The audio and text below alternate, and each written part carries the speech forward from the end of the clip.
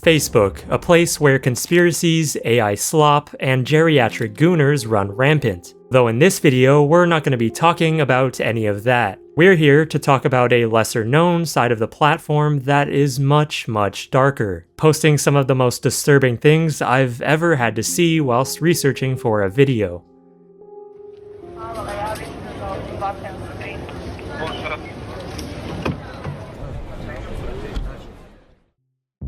Nine days ago, a post on Reddit's r/internet mysteries was made. Discovered disturbing fake Facebook profiles impersonating victims of the Serbian school shooting. What's going on? The user goes on to explain how they randomly came across a bizarre and disturbing group of people on Facebook pretending to be the victims of a school shooting that happened in Serbia in 2023, which sadly took the lives of 10 total individuals. 9 were students and 1 was a security guard, injuring 7 others. They go on to state that not only are these accounts completely impersonating victims of a horrific event, but they also interact with each other in disturbing ways that we'll get into very soon. The user mentions how they clicked on a story post from one of the accounts and that the image shown was a crime scene photo that had no chance of being publicly shared. I can assure you that the media covered this story day and night, but I've never seen such photos and didn't even believe they existed. I'm both confused and disturbed by what I saw. I know some people are deep into fan page culture and role-playing, like with characters from shows or movies,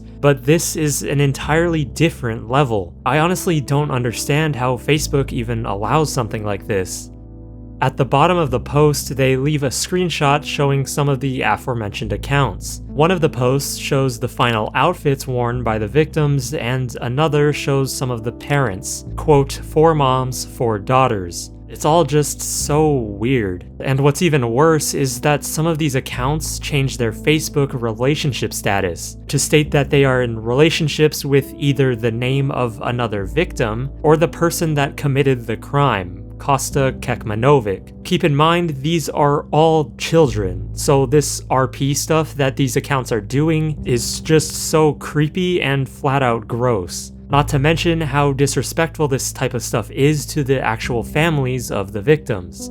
Now, when you look up these accounts shown in the screenshots, you'll come to find out that this isn't just a few odd people doing this. There are public groups and communities on Facebook that have thousands of members specifically made around this one tragedy. And just to be crystal clear, these groups are all public, so it's not like I had to infiltrate this top secret community. It's all available to anyone on Facebook. There are groups specifically centered around individual victims, again with hundreds or even thousands of members, though the main group around this topic as a whole has over 6,500 members. The About section of this community states, "This is a Facebook memorial page for the Belgrade shooting that happened May 3rd, 2023. I really want to take this at face value and believe them, though some things really concern me. Specifically, the select individuals within the group that consistently defend Kosta, calling him the true victim. They then usually state that he was bullied to the point where he was forced to do that horrific stuff, which is just unhinged. Users are posting videos and pictures every day that are TikTok edits of the victims or Kosta, with happy music playing in the background.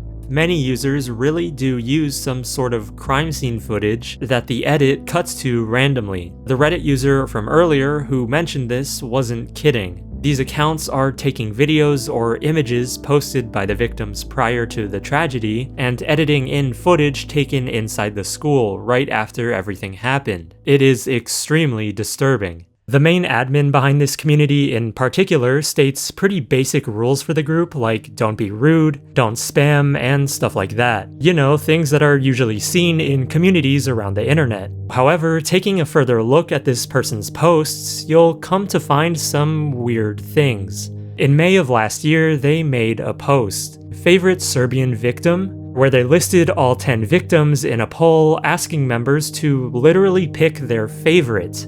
I'm sure you don't need me to tell you why that's just vile.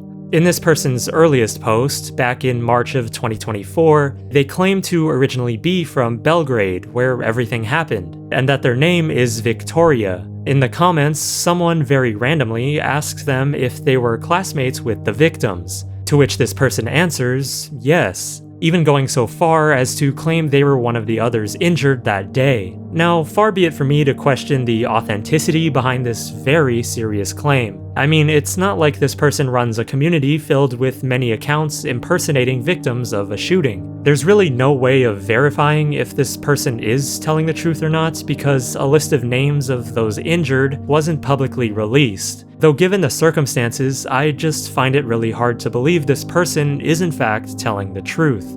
These accounts within the community are mostly Indonesian from what I can tell, making this even more bizarre. The tragedy was in Serbia, not Indonesia, so why is there such a large following in a completely different country halfway across the world? Another thing that I found strange and very worrying is that there are a good amount of accounts that seem to be run by kids. And I'm not making an exaggeration here, because unless these are pictures taken from somewhere else, there are so many accounts with profile pictures of actual children, completely separate and not related to the previously mentioned victims. How is this even allowed on Facebook? I mean, seriously, one account I stumbled upon just scrolling through these communities, named after the shooter, Costa, posted something I really wish I could erase from my memory. Oh, our beloved idols, poor you guys. Listing the names of 3 victims. Underneath shows 3 slightly blurred photos of the crime scene, where all 3 are deceased. Again, this user would have had to go digging for pictures like these, because no media outlet or news sources posted them. This account has even more disgusting posts, including one where they went out of their way to reenact the tragedy in Roblox, naming people to match the victims. Now, I found this Facebook account through a community named Justice is Needed for the Victims and Kosta Kekmanovic, which has 32,000 members, with people continuing to post every single day.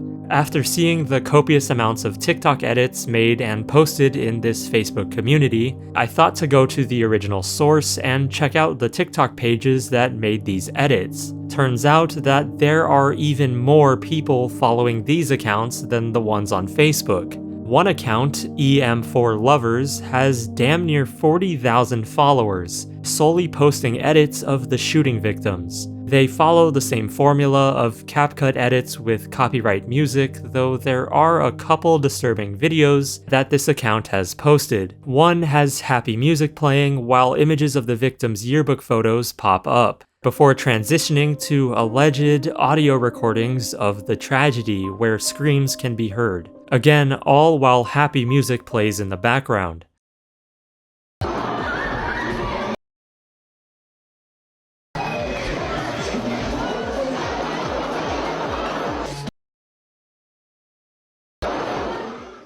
Another video they posted includes the user showing actual TikTok accounts of the victims before they passed away. There is one more account that I want to briefly talk about, @Costa_EDI, which has 7,800 followers. This account centers around the shooter, Costa, and they Photoshop or deepfake his face onto other public figures that look like K-pop stars. Remember that Costa was 13 years old, just 2 years ago when this all happened. I can't really show any of this because of how strict rules are behind deepfakes, and also because it's super disrespectful to the actual people being used. All in all, this situation is extremely disturbing for so many reasons. First and foremost, the impersonation on Facebook and the weird fake relationship status, RP, is just so creepy. The TikTok edits with real footage spliced in between and everything else we covered in this video makes it clear that these individuals running all of these accounts are so obsessed. Most users involved in these communities might have good intentions, but the way they go about it is deeply disturbing.